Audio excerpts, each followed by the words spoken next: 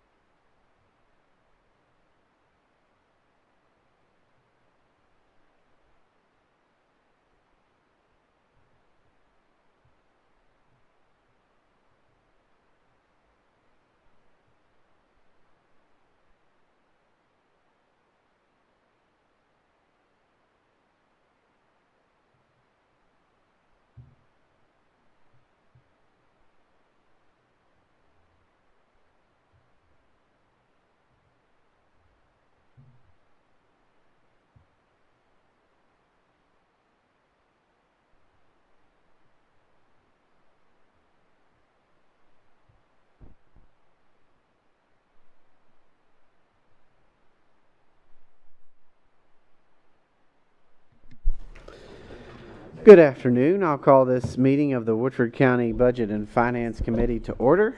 Madam Clerk, let the record reflect that all members of the Budget and Finance Committee are present and accounted for.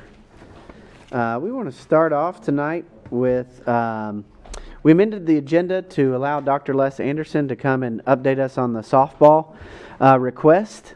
And normally we'd take that up in court, but they have a softball game tonight. So we put him on the front of the Budget and Finance agenda, and the floor is yours. Thanks, Judge Kay. Yes, sir. The Woodford County Board of Education met and voted unanimously for the refinance. The main thing is when we refinance, it's going to save us $500 a month, which is going to make it a whole lot easier for us to keep our prices as low as possible. I know that we're extending it out another few years, but right now the lower monthly payments are extremely important to us to maintain our ability to provide the services to the girls. We'd really appreciate your consideration of our request to refinance. And Alan, Phyllis, I hope our paperwork and everything is in order, and that Cassie has gotten everything to you guys. Our interest rates is one of the questions from last week.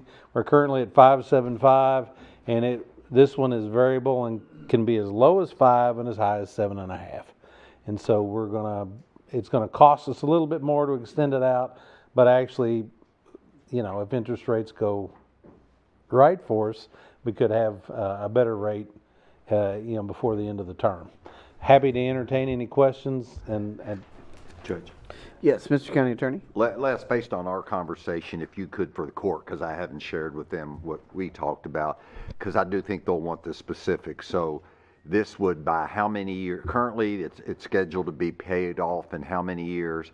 And if they approve this, it will take how many years? Yeah, so we originally got a 10-year loan. We have paid 3 and a part years off of that.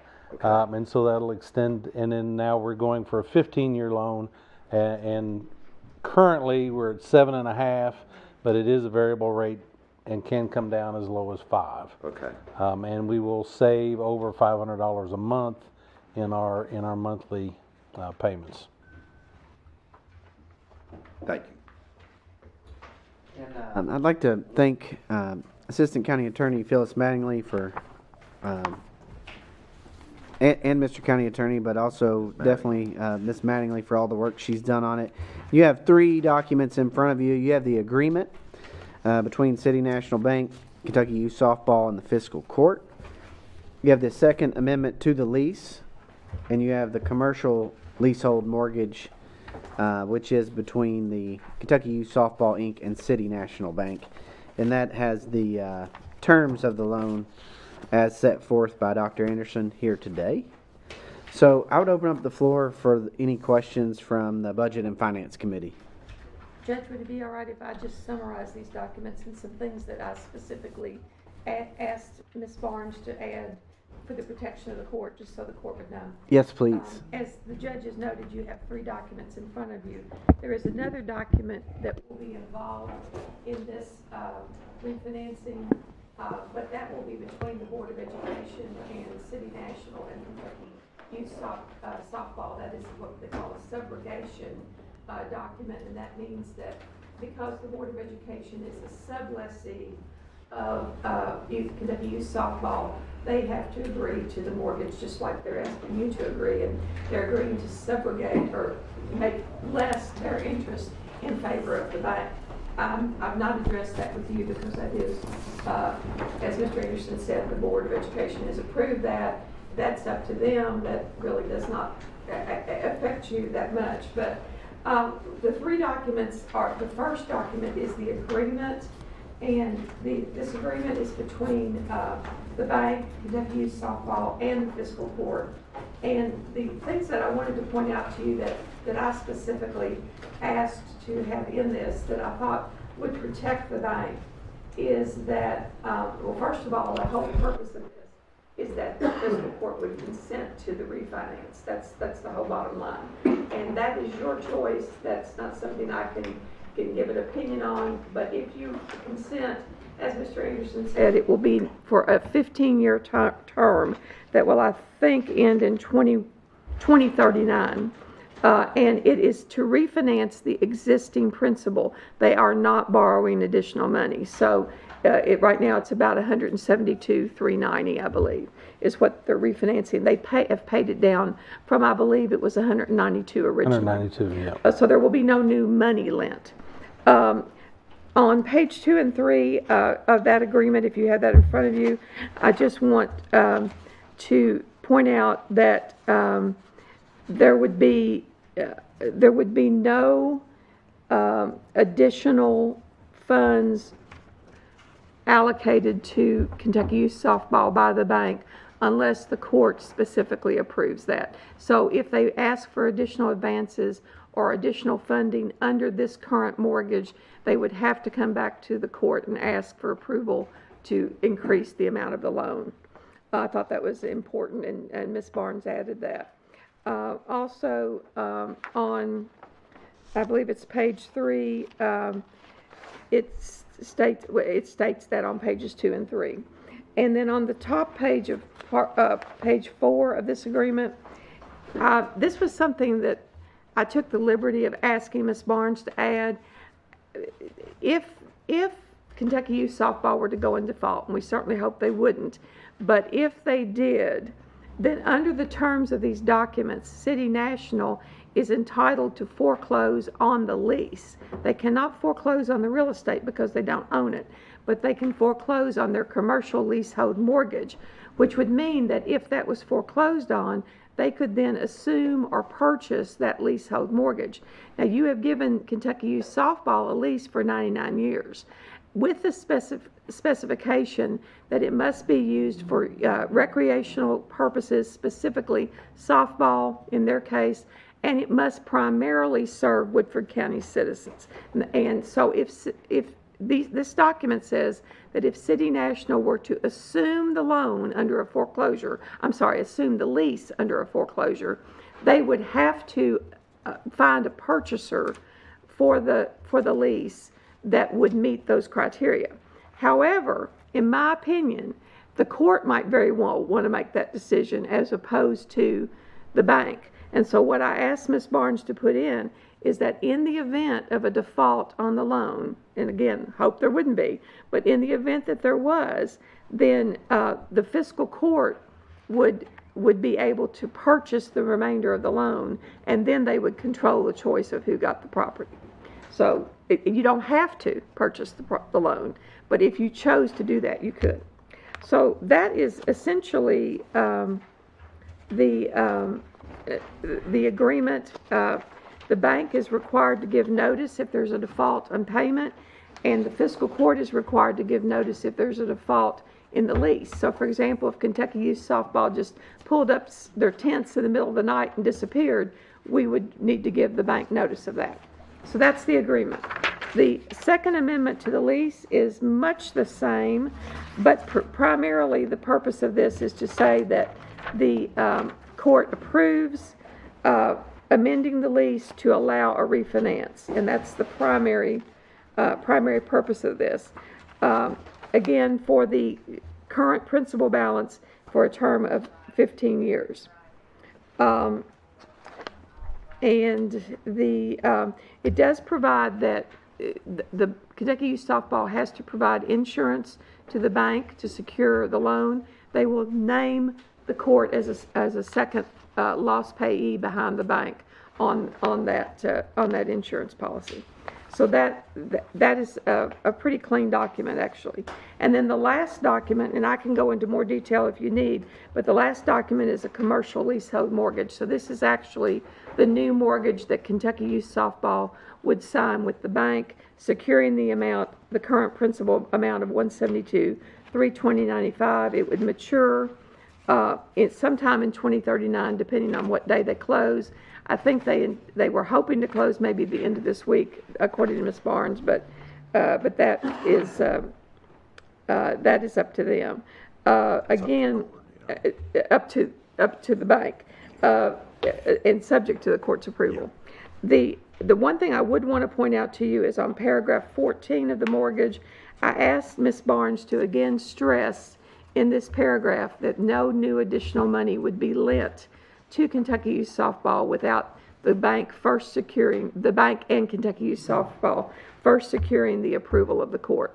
So the only additional funds that could be advanced under this mortgage would be if for some reason Kentucky Youth Softball completely disappeared and the bank had to advance some funds to keep the building going or whatever. They could do that and they could collect those under their loan. But in that case, they would, under the agreement, have to give the court notice of that default, and the court would have would be able to state whether they wish to purchase the loan, allow the bank to take over the loan under an assignment. There would be options for the court at that point. But my main concern was that no new additional money be lent unless the court approved it. So I'll entertain any questions on any specifics if you've looked at these and want to know. Again, as Mr. George has pointed out previously, the bottom line agreement that the court would make is that you either would or would not approve the refinance loan, which adds an additional 8 years or total of 15 years to the term, but does not increase the loan amount that's currently owed at this time. Thank you, Ms. Mattingly. We really appreciate that legal work and in-depth discussion of the agreement, the Second Amendment to the lease, and the commercial leasehold mortgage.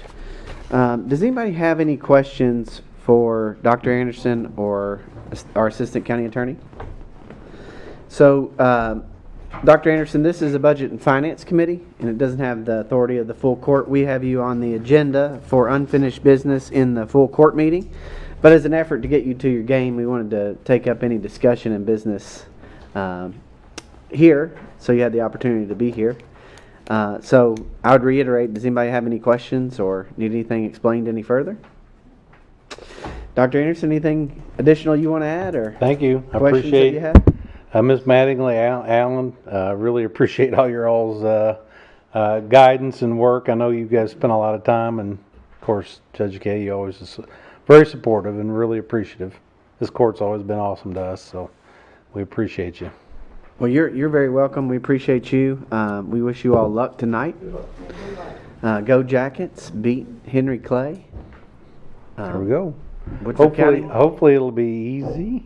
Well, yeah. Well, We're a softball county, right? We are a pretty good softball county. We have a really, really good team. Awesome. Yeah, phenomenal. Well, anyway. I invite everybody to come out and watch. We should be. I've been watching them practice. It's right across the street from me. Oh, yeah. Did Walking you watch it outside. last night? Their Yes. sons were hanging out. Yeah, last night. I was like, they are awesome. They are really good. They are really Yes. good. Walking the sidewalk, and I can catch it, I really hope that you guys can join us at John Croft at the end of, toward the middle of June. Yes, Yeah. absolutely. For the state title. It was awesome. Well, thank you, We're Dr. looking Anderson. for that. But anyway, Thank you. Thank you for getting me in early. Appreciate you. Yes, sir. Kids will breathe a little easier. Or maybe not. I don't know. Thank you. If you need anything, If anything comes up, I'll make sure that we reach out to you, but we'll take everything up in full court. Thank you. Thank you. Appreciate that. Thank you again, Assistant County Attorney Mattingly. That's excellent work. I'd like to now turn your attention to the road bids, the material bids. We have our road supervisor with us, and you all will see on, if everybody's on the same page, we have number one, the bituminous materials. It is the recommendation of the road supervisor that we accept all bids based on the job site location for our 24-25 budget for the fiscal year. Is there any objection or any questions on number one, bituminous materials? The winter cold mix, number three, and I might be skipping around. It's a recommendation of the road supervisor to accept the bid from Mago. That is at $165 a ton for winter coal mix. That's the only bid, but I don't see any objection there too. Additionally, is a recommendation of the road supervisor on number 5, concrete, to accept the bid of Herod Concrete and Stone. Those bids are before you. Number 5, concrete. That appears actually to be the only bid as well. Number 6, crushed stone. It would be the recommendation of the road supervisor to accept all bids based on the location of the job site for 24-25 fiscal year. And we had 4 bids come in, relatively close on those bids. Any questions on number 6 there? Number 8, on fuel, the road supervisor would recommend acceptance of the bid from Woodford Oil for 24-25 fiscal year. For motor oils, fluids, and lubricants, that would also be Woodford Oil is a recommendation of that bid. Moving to number 12, road de-icing salt is a recommendation to accept the bid from Compass Minerals for salt for the 24-25 fiscal year. I would open up the floor now for any questions. We have the road supervisor with us if we need him to explain anything. Bo, you have anything to share with us on these? If you don't mind to turn on the mic there for me. Thank you. The only thing I'm waiting on right now on these bids is for fuel, and that's, I guess that's revenue that we're waiting on to find out on the taxes. And we'll get that probably here shortly. Yes, yes. But it would be your recommendation that we go ahead and make these decisions on the ones that are before Yes. us today. Yes. So, could I have a motion from a member of the Budget and Finance Committee to accept the recommendations of the road supervisor for the road materials bids as presented to go to the full fiscal court? Motion by Squire Varner, second by Squire Carl. Now I'd open up the floor for any questions or discussion. Seeing none, all those in favor on the committee, please vote and signify by saying aye. Aye. All those opposed, nay, and the motion carries unanimously. Thank you, Mr. Road Thank you Supervisor. very much. Thank Yes, you. sir. So now we'll move on to some budget items. First, I would turn your attention to the coroner's budget. You have a draft of the Woodford County coroner's budget. There's a couple things to note. Number one, this is a draft. This is what the coroner has submitted for your review. Just as we did last year, I'm giving you the department budgets early when drafts are ready. We're not going to hold anybody to this. If a line item changes or needs to change, it can definitely do that, especially in the submission of my budget to the court, and if there's any additional information. The one thing that the coroner and I are in discussion and we're working with the road department on is the coroner's vehicle. Initially, the former coroner had an old Dodge Charger that was going. It was on its last leg, and we surplused that vehicle and we purchased a Ford Explorer. And I can't remember off the top of my head the year of that Ford Explorer, but we spent about $4,500 on that vehicle, and the coroner is asking for to replace that vehicle. So we're looking into the current vehicle at the road department right now, and that's our practice. Our practice is to go through the road department for to review vehicles, to look at their condition, especially if we intend to surplus them. So a large potential line item for the coroner would be a vehicle. And I'm in discussions with Coroner Penny Baker on that. But for the record, for the Budget and Finance Committee, the draft coroner's budget is before you. We also have to set the coroner's salary and the coroner's deputy salaries. Unlike other constitutional offices, we do that for the county attorney and assistant county attorneys. But that's something that we will need to do as well. But that will happen later on in the budget process. The next department budget that you have is the animal control draft budget. And I would really like to commend Emily Katner on a lot of hard work. She'll be here for the fiscal court meeting, I'm sure. But she's really worked to analyze the budget and expenses.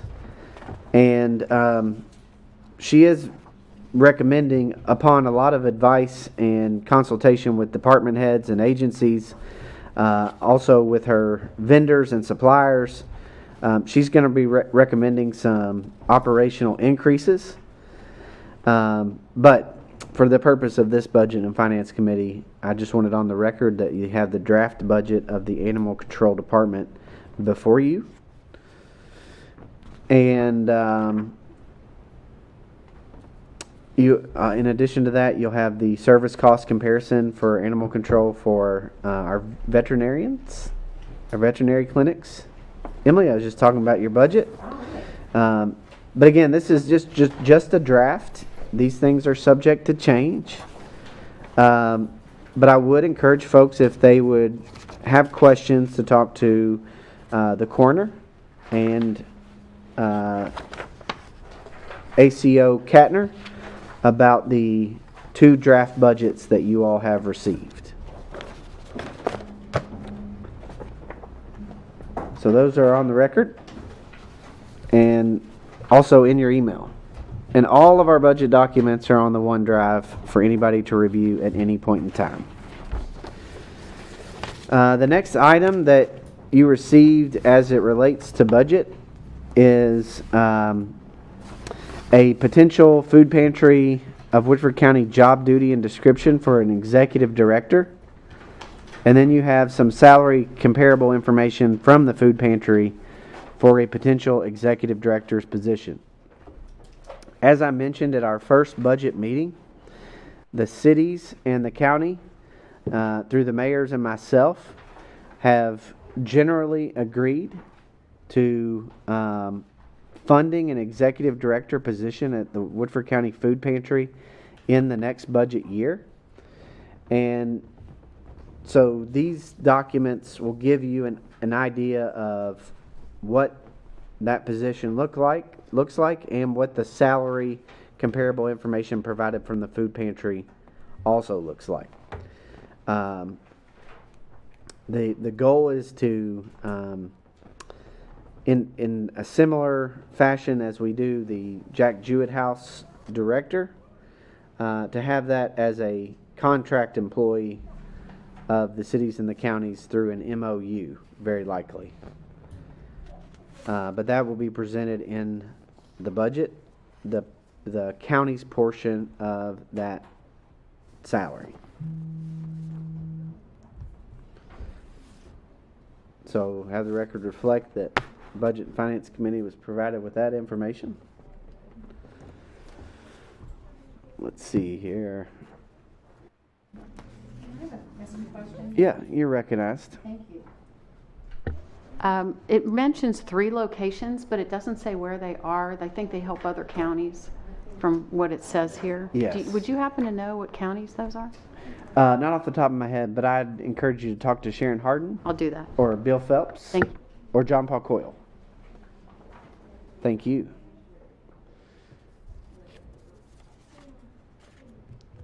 So, those are a couple items on the budget. Let's see. Squire Taylor, you're I recognized. just wanted to note that it does say in the letter that the information about the locations is not given upon the request of the individual pantries. So just for folks to know that part of it, that's Good why it's not catch on included. that. Good catch on that.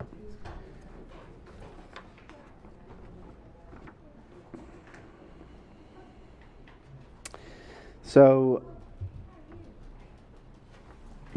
for the most part, those are some of the things. There are a lot of budget meetings going on right now with department heads. A lot of folks are completing their drafts, working on some of their requests. I know that the Conservation District's budget will likely come to us our next meeting. We'll probably have a few other independent agencies. I do know that the first draft of the Planning and Zoning budget, which was mentioned in a prior meeting, will probably come before the Planning Commission this Thursday night at their meeting. And we continue to work through the budget committees. I will say that our treasurer is dealing with some health issues, and she is out this evening. She's on Zoom with us, but she's out of the office taking care of herself, as we recommended that she do. So we don't have a treasurer's report this evening, but there's nothing to worry about on that front. But she is tuning in on our live stream. So I would open up the floor for any questions regarding the budget process, any budget updates.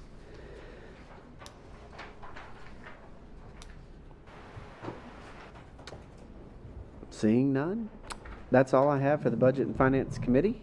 And if there's nothing else to come before the committee, I will deem us adjourned until the start of our regularly scheduled fiscal court meeting. Thank you.